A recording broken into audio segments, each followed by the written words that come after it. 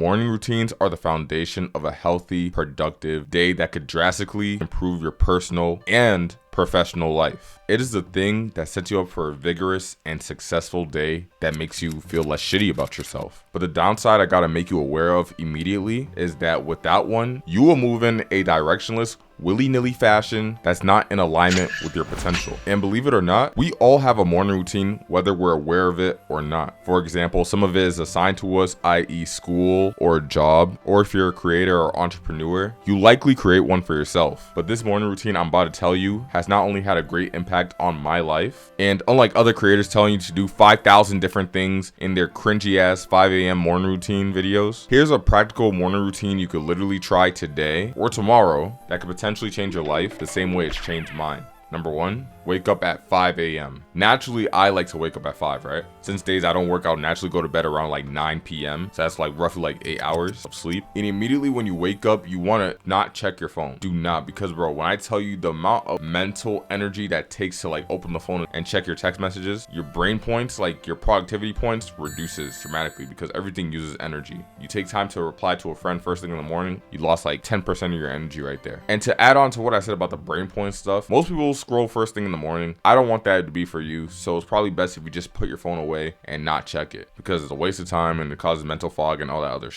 Number 2, go outside for sunlight. So ideally you would want to go outside and get some vitamin D into your system. Pause. And I live in Massachusetts, so sunrise is like, wait, what is sunrise? Okay, yeah, it's 7 a.m. So I would go outside at 7 and then stay until like 7:10, 7:15 for like 10 to 15 minutes. And I don't know what part of the world you guys live in, but check your sunrise time to see which is the best optimal time the sun comes out, right? And bro, I gotta emphasize the importance of getting sunlight onto your body first thing in the morning. And this is called or dubbed sunlight viewing, as Andrew Huberman calls it. And bro, this stuff is really powerful. Like, I'm not even joking when I say this. Like, it helps me wake up quickly and stay more alert throughout the day. And not just that, you will see like changes in your mood, which could really impact the quality of the rest of your day. And not just that, by doing sunlight viewing first thing in the morning, it also helps with improving your sleep quality, so that way you're not drowsy or tired or anything like that. But just a disclaimer, do not be a weirdo and look into the sun. Do this for no longer than 5 to 10 minutes and then walk around a little bit and you should be good. Next is a cold shower.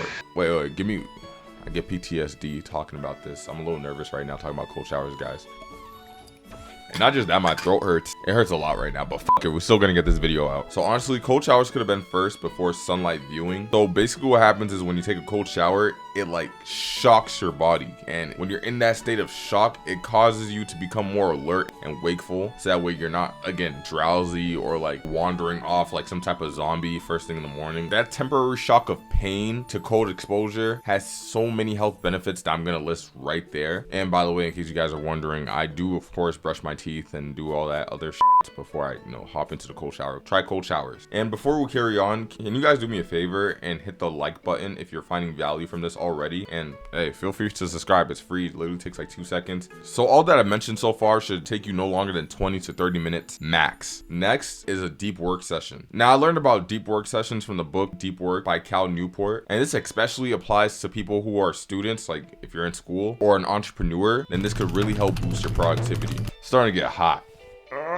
So I would usually do my deep work sessions for YouTube or my business for roughly 3 hours, close to 4 hours at most, because I'll be scripting or recording something, and then I'll have another idea that pops up and I'll script that too, and then I'll continue on from there. And this will definitely make your day feel so much better when you knock out the most hardest and important task of the day. I want to mention something. I've touched on this briefly in like other videos, but there's a concept in productivity called eating the frog. I know it sounds weird, like eating frogs and shit, but nevertheless, it's a concept in where you do the hardest task first thing in the morning, so that way it's not like in the back of your mind lingering, wondering why you didn't do it. So yeah, eat the frog first thing in the morning. It sets up your day. You literally feel like a G, like you literally got the shit done. And if you don't get it done, then that's gonna cause you to become anxious and it's gonna keep lingering in your mind.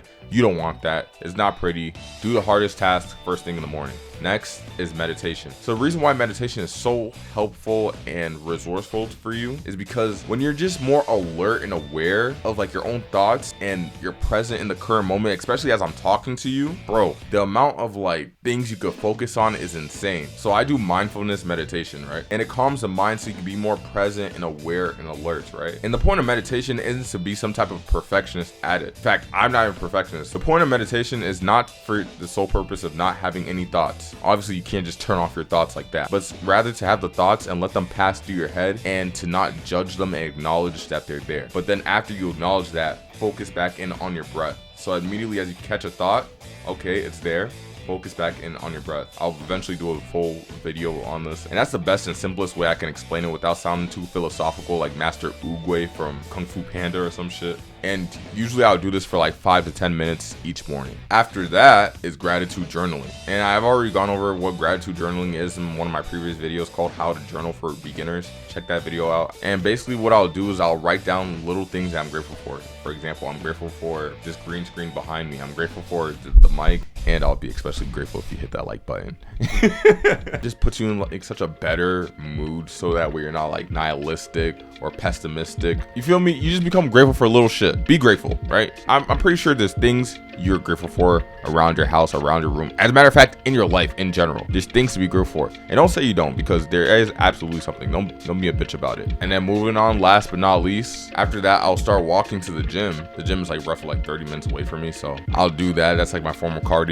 And then by the time I arrive, I'll just train really freaking hard in the gym, like on some Sam Sulek shit without all the PEDs and shit. And yeah, after that, my morning routine is basically done. And bro, or sis, for any girls that watch the channel, copy that, see which ones apply to you or which one's the most relevant to you, because this is just what works for me. But I feel like if you extrapolate that and take what I do and apply it to your life, it will definitely change your life for sure. Like without a doubt, if you take some of the things I did, or hell, even copy one-to-one, you will notice some benefits and improvements in your overall life. So try this out. Keep improving. My throat hurts, so I'm about to end this quickly. If you found this video valuable, please like, comment, and subscribe, since it does help the channel and the community in itself grow. And it also pushes this out into the algorithm for someone who needs to hear or see this. I'm gonna see you guys. Peace.